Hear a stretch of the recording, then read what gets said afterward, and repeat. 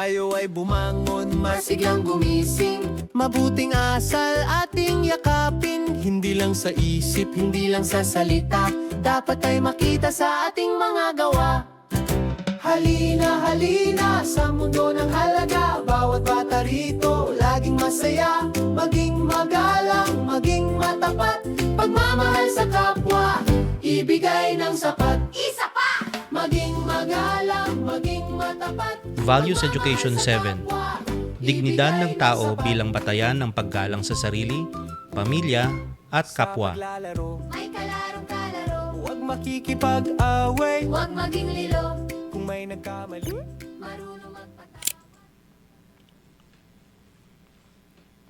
Sariling kilos ng pagkilala sa dignidad. Gawin natin. Salita versus kilos. Suriin kung sapat ba ang magandang salita upang makilala ang dignidad ng tao o kung kailangan ito ng konkretong kilos.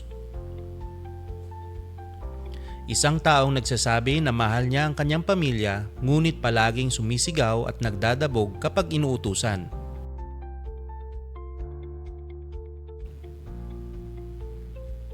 Isang mag-aaral na nagpo-post sa social media tungkol sa pagmamahal sa kapwa ngunit nakikipag-away o nang-aasar ng kaklase sa likod ng kamera.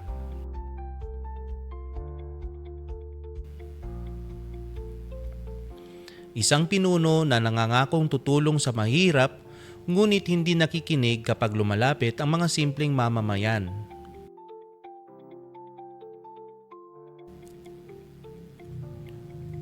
Suriin natin, bakit hindi sapat na sabihin lamang natin na iginagalang natin ang ating sarili, pamilya at kapwa?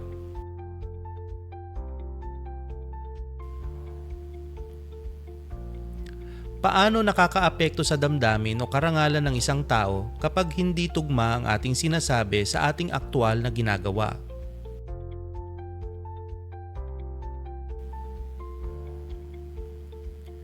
Ano ang ibig sabihin ng salitang pagsasakilos kung ang pag-uusapan ay ang dignidad ng tao?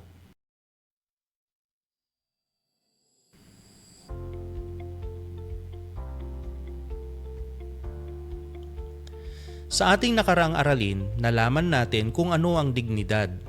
Ngayon naman ang tanong, paano ba natin ito isinasabuhay sa bawat araw?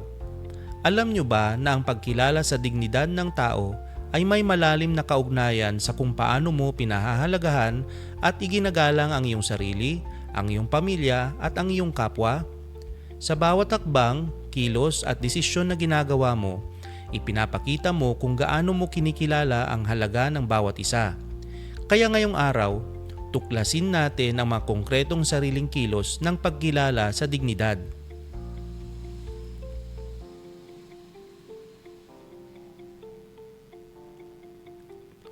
Upang mas lalo nating maunawaan ito, tignan natin ang buhay ng isang kahangahangang individual, si Mother Teresa.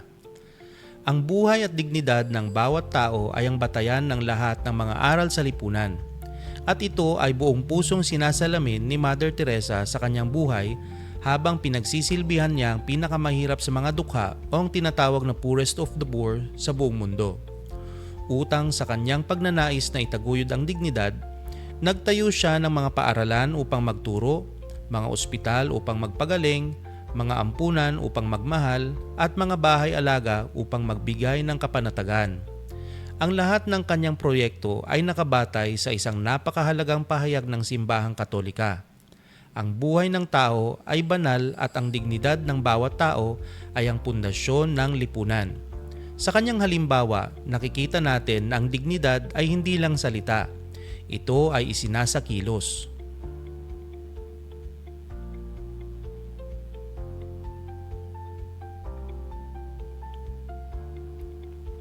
Ngayon, paano naman natin ito gagawin sa ating sariling buhay?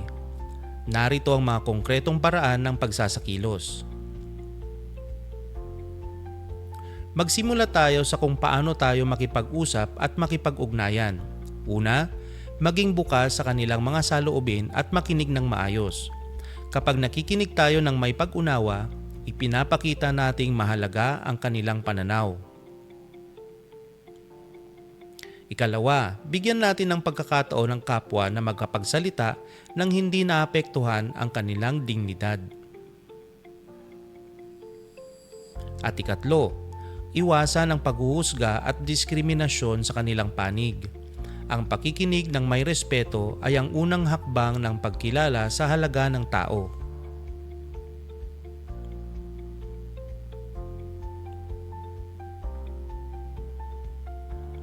Hindi lang sa salita kundi maging sa ating pakikitungo at emosyon. Dapat nating ipakita ang pag-unawa at pagpapasensya sa kanilang mga pangangailangan at emosyon. Tandaan natin na ang bawat tao ay may natatanging nararamdaman. Bukod dyan, mahalagang kilalanin at pahalagahan ang mga natatanging talento ng bawat isa upang sila ay matuto, umunlad at magwasto ng kanilang mga kamalian. At higit sa lahat, tumugon sa damdamin at pangangailangan ng iba sa pamamagitan ng maayos at nararapat na pagsasalita at aksyon. Gawin natin ang pinakasimpleng batas ng pakikipagkapwa. Magpakita ng respeto at pagkamabait sa iba. At ipakita ang tamang asal ayon sa inaasahan mong pakikitungo ng iba sa iyo.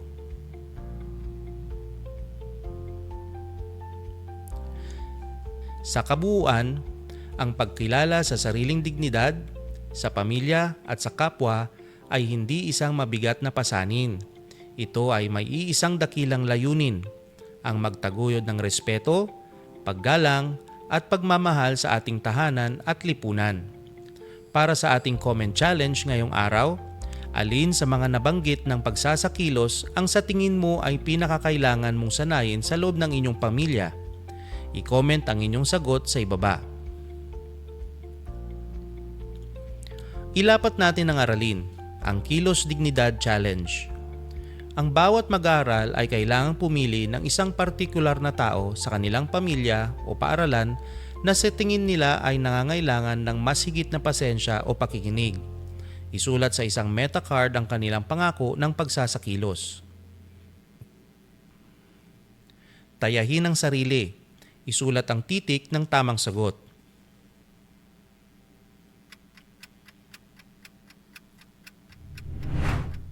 Sino ang kilalang personalidad na nag-alay ng kanyang buhay sa paglilingkod sa poorest of the poor upang itaguyod ang kanilang dignidad?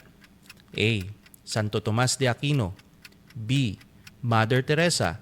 C. Attorney Jacqueline Ann de Guya.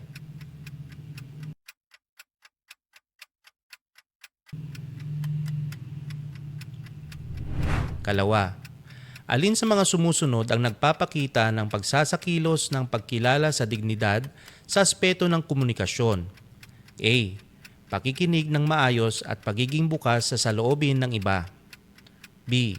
Pagwawalang bahala sa sinasabi ng kapwa kapag hindi ka sang-ayon. B. Pagputol sa pagsasalita ng iba upang maipahayag agad ang sariling opinyon.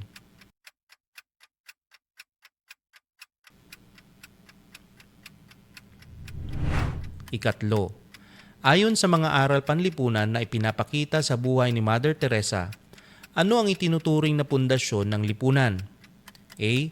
Kayamanan at teknolohiya ng bansa. B. Ang batas at mga parusa ng pamahalaan. C. Ang buhay at dignidad ng bawat tao.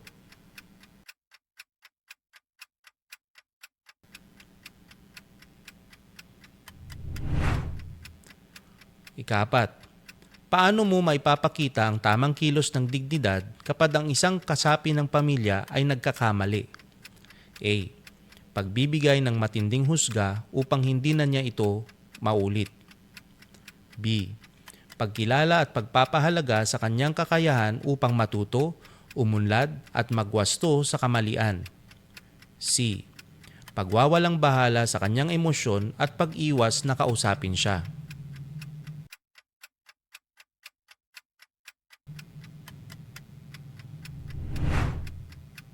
Ika-5, ano ang pangunahing layunin ng pagkilala sa sariling dignidad, sa pamilya at sa kapwa? A. Magtaguyod ng lipunang may respeto, paggalang at pagmamahal. B. Maging mas tanyag at sikat sa mata ng maraming tao. C. Makakuha ng gantimpala o pabor mula sa pamahalaan.